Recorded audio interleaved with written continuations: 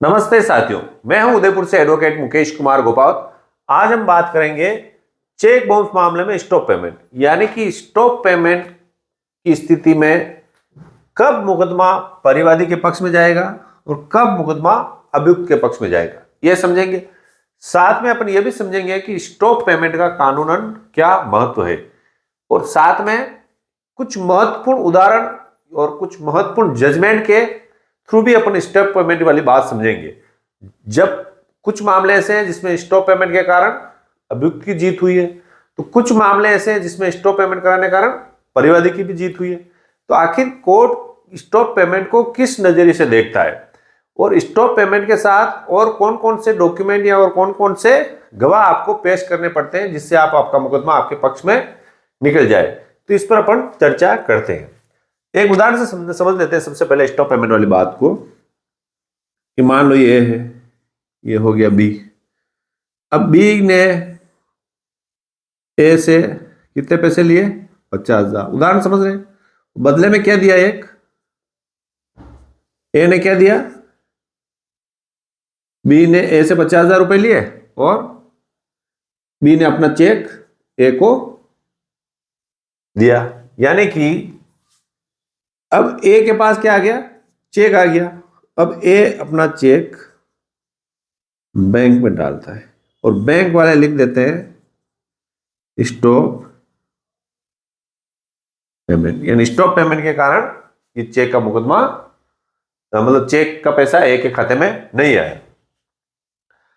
तो ये इसी परिस्थिति में दो बातें निकलती है। अब कौन कौन दोनों बातों को तय करना होता है, वह दोनों बातें ही ये बताएगी कि आपको आपका मुकदमा स्टॉप पेमेंट के आधार पर कहां ले जाना है। पहला तो ये कि बी के मन में शुरू से खोट थी, उसने पहले पैसे लिए और बाद में स्टॉप पेमेंट करा दिया और बोल दिया साहब मैंने तो स्टॉप पेमेंट कर रखा था, मेरे साथ ऐसे प्रकार से धोखाधड़ी हुआ था, इसलिए मैंने स्टॉप पेमेंट करा था, इसलिए मेरा चेक का मुकदमा नहीं बनता। एक बात तो ये। दूसरी बात ये है कि बी के साथ वास्तव में बी को लगा कि वास्तव में मेरे साथ धोखा होने वाला है, इसलिए उसने स्टॉप पेमेंट कराया। भाई स्टॉप पेमेंट या तो बी पैसा नहीं देने की नियत से कराएगा या बी को लगता है उसके साथ वास्तव में धोखाधड़ी होने वाली है तो कराएगा। अब कोर्ट में स्टॉप पेमेंट की ये दोनों बातें जज साहब के सामने उनके दिमाग में आती है कि वास्तव में क्यों कराया था इसे। अगर अभियुक्त ये सिद्ध कर देता है कि उसके साथ धोखाधड़ी होने वाली थी, इस धोखाधड़ी से रोकने के लिए उसने स्टॉप पेमेंट कराया था, तो अभियुक्त की जीत होगी। और अगर वो ये सिद्ध नहीं करवा पाता है कि मैंने स्टॉप पेमेंट कराया, इसके पीछे मेरा ये मेन उद्देश्य था, ये मोटो था, ये कारण था, ये सिद्ध नहीं करवा पाता है, तो भले स्टॉप पेमेंट कराओ, मुकदमा किसके पक्ष में जाएगा? परिवादी के पक्ष में जाएगा। यानी कि आपके दिमाग में ये बात बैठ जानी चाहिए कि स्टॉप पेमेंट करा देने मात्र से कुछ नहीं होगा। स्टॉप पेमेंट कराने के बाद दो स्थिति बनेगी। एक स्थिति तो यह है कि वास्तव में जिस व्यक्ति ने स्टॉप पेमेंट कराया उसके साथ जिस व्यक्ति ने चेक दिया वो कोई धोखाधड़ी करने वाला था, इसलिए उसने स्टॉप पेमेंट करवाया। दूसरा, वास्तव में धोखाधड़ी की कोई बात नहीं थी, जिस व्यक्ति ने पैसे लिए वो पैसा देना नहीं चाहता था और उसने स्टॉप पेमेंट इसलिए कराया ताकि चेक का मुकदमा उसके पक्ष में चला जाए। तो ये दोनों बातें कोर्ट को देखनी जरूरी है। अब इसको समझेंगे कैसे, इसको भी समझ लीजिए आप। साहब आपने दोनों बातें बता दे दी, दोनों बातें थोड़ी प्रैक्टिकली बताओ, है ना? तो प्रैक्टिकली बता देते हैं वापस अपन। ए ने बी से, ठीक है भाई, वापस बी ने पैसे लिए, कितने पैसे लिए? ये 50,000 रुपए लिए। किससे लिए? ए से 50,000 रुपए बी ने ले लिए और बदले में क्या दे दिया? अपना एक चेक दे दिया। अब बी को लगा कि यार ए कल को मेरा चेक डालेगा बैंक में और चेक बाउंस होगा, तो क्यों ना मैं स्टॉप पेमेंट करा दूं। तो इस उद्देश्य से उसने स्टॉप पेमेंट करा दिया। ठीक है, इसके पास और कोई आधार नहीं है और इस स्टॉप पेमेंट की स्लिप ए को प्राप्त होने के बाद वो ए चेक का मुकदमा करेगा, तो चेक का मुकदमा ए जीतेगा। दूसरी स्थिति, बी ने ए ने बी से कोई सामान लिया और सामान की क्वालिटी खराब हो गई, खराब निकल गई।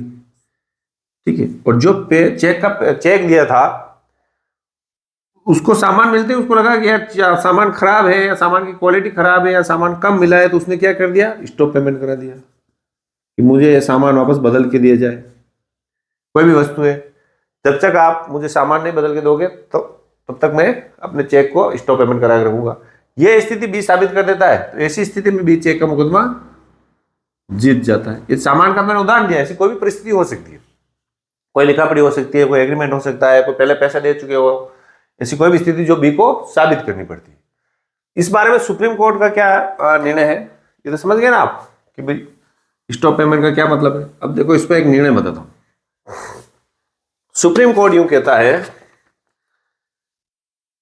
ये देख लो एक तो बार एमपी हाई कोर्ट देख लेते हैं, फिर सुप्रीम कोर्ट का देखते हैं कि चेक जो रिटर्न हुआ है उसमें एक कारण तो हो गया स्टॉप पेमेंट, ठीक है। दूसरा कारण हो गया अपर्याप्त निधि।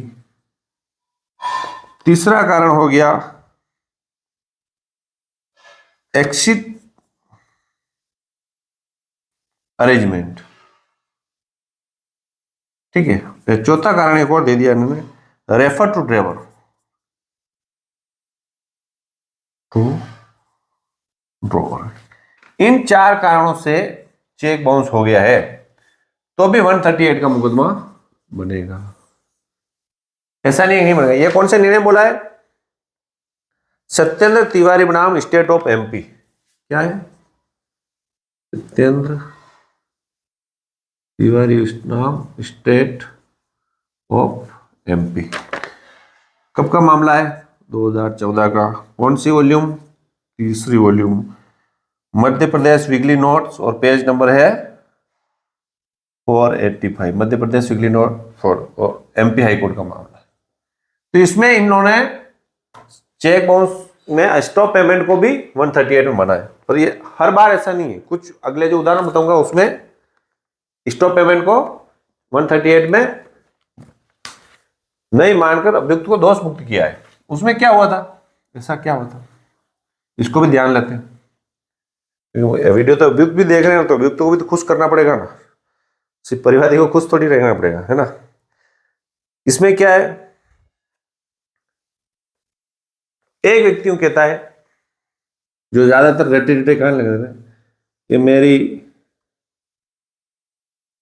चेक बुक गुम गई, ठीक है, इस कारण मैंने स्टॉप पेमेंट कराया,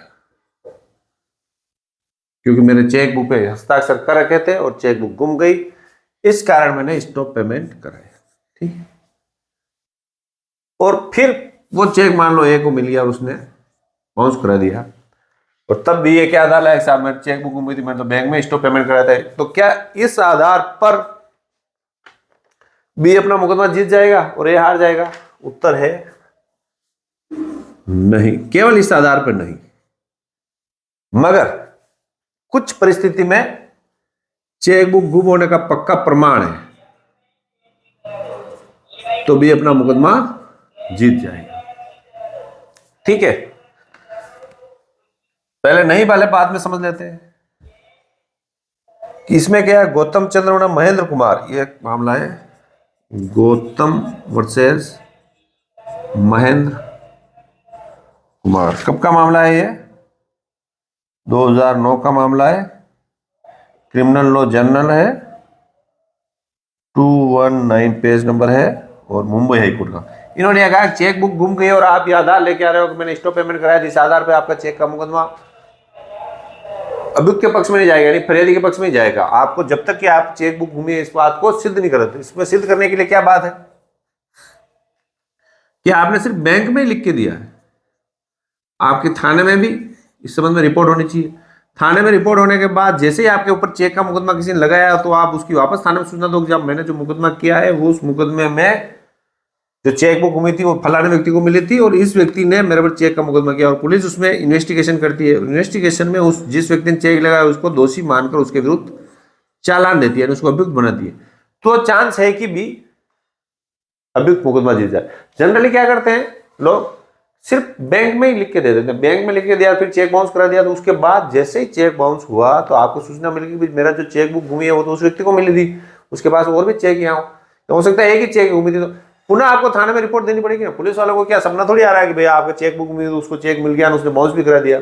तुरंत आपको थाने में रिपोर्ट देकर उस पर एफआईआर दर्ज करवा के उसकी कार्रवाई करनी पड़ेगी, क्योंकि पहले जो आपने घूमी थी वो आपकी रिपोर्ट किसमें दर्ज हुई, गुमशुदगी, यानी आइटम गुमशुदगी की रिपोर्ट दर्ज हो गई, मामला खत्म हो गया। अब जैसे ही उसको पता चला था आपकी एफआईआर दर्ज होनी चाहिए, एफआईआर दर्ज होने से ही काम नहीं चलेगा, उस एफआईआर दर्ज में चालान आना चाहिए, तब जाके एक बी को मुकदमे में बरी होने के चांस है। फिर भी बरी हो, गारंटी नहीं, पर ज्यादातर चांस है कि वो बरी हो जाए। फिर एक बात और करते हैं, ये बात अभी अभियुक्त को खुश करने के लिए करते हैं ना, अभियुक्त भी खुश रहना चाहिए कि साहब स्टॉप पेमेंट करा दिया तो मेरा तो मुकदमा में जीत गया। तो कब जीतेगा वो, जैसे कि ए और बी के, अब ये जो ए ने जो चेक लगाया, मान लो ए ने चेक लगाया 1/1/2023 को ये चेक लगाया, ठीक है। 1/1/2023 को मान लो 50,000 रुपए की लेन देन थी और बी ने स्टॉप पेमेंट करा दिया। तो जिस दिन स्टॉप पेमेंट कराया उस दिन बी के खाते में 50,000 से ज्यादा होने चाहिए। स्टॉप पेमेंट करा रहे हो तुम जब तुम्हारे खाते में पैसा ज्यादा नहीं है, यानी कि जो स्टॉप पेमेंट करा रहा है उसके खाते में पैसे ही नहीं है, 50,000 का उसने चेक दिया और 50,000 मान लो चेक नहीं दिया, उसने स्टॉप पेमेंट लिख दिया कि मेरे इतने का मेरे इस व्यक्ति को चेक दिया है कि इसका माल खराब आ गया कि इस कारण कर रहा हूँ, आपके खाते में तो मान लो 5,000 ही पड़े और आप स्टॉप पेमेंट करा रहे हो, तो फिर स्टॉप पेमेंट का कराने का कोई तुक नहीं है। यानी कोर्ट का यह मानना है कि जो अमाउंट का चेक बाउंस हो रहा है उस बाउंस चेक होने तक का आपके अमाउंट अगर आपके खाते में है तो आपको माना जाएगा कि वास्तव में आपके पास स्टॉप पेमेंट कराने का मुख्य आधार था। बाकी खाते में पैसे ही नहीं थे आपके, मान लो आप उसने 50,000 का चेक डाला, 49,000 रुपए भी आपके खाते में, तो भी चेक तो क्लियर होगा नहीं, ऐसा नहीं 49,000 निकालेगा, पूरे 50 हो गए तो निकाल पाएगा। तो फिर स्टॉप पेमेंट कराने की जरूरत ही कहां पड़ी थी, वैसे ही आपका तो निकाल ही नहीं पा रहा था। तो यानी कि आप सही हो तो पहले आपके अकाउंट में भी पूरे पैसे होने चाहिए, तभी स्टॉप पेमेंट वाला ये जो हथियार है वो काम करेगा। ये कौन से निर्णय में कहा था, इसका कोई निर्णय भी चाहिए ना भाई वकील साहब, आप बोलोगे तो हम थोड़ी मानेंगे, हम तुम्हें तो सबूत बताओ, हाई कोर्ट का निर्णय बताओ, सुप्रीम कोर्ट का निर्णय बताओ, है ना। तो इसमें अपन सुप्रीम कोर्ट का निर्णय बताए, इसमें ये कौन सा मुकदमा है, मामला ये बहुत अच्छा है, गोवा वाला, गोवा प्लास्टर वर्सेस चिक्कोडी सुजा, चिक्कोडी सुजा। कब का मामला है, 2003 का, ये सुप्रीम कोर्ट ने फैसला दिया था। पेज नंबर कौन से हैं, 664, ठीक है। तो उसमें क्या होता था कि उस व्यक्ति खाते में पूरे पैसे थे और चेक को उसने स्टॉप पेमेंट करा दिया था। स्टॉप पेमेंट के साथ उसने ये साबित कर दिया था कि मैंने स्टॉप पेमेंट इसलिए कराया था कि जो हमारे सामान की लेन देन थी वो सामान मेरे पास नहीं पहुंचा था, या जो भी उनके मध्य जो एग्रीमेंट या इकरार हुआ था आपस में मौखिक हुआ या लिखित हो, उसकी पालना सामने वाले ने की थी, इसलिए मैंने स्टॉप पेमेंट कराया था। इस बात को उसने साबित भी करा दिया, तो कोर्ट में अभियुक्त को बरी किया, यानी जो चेक का मुकदमा लगाया उस चेक का मुकदमे में परिवादी की हार हुई।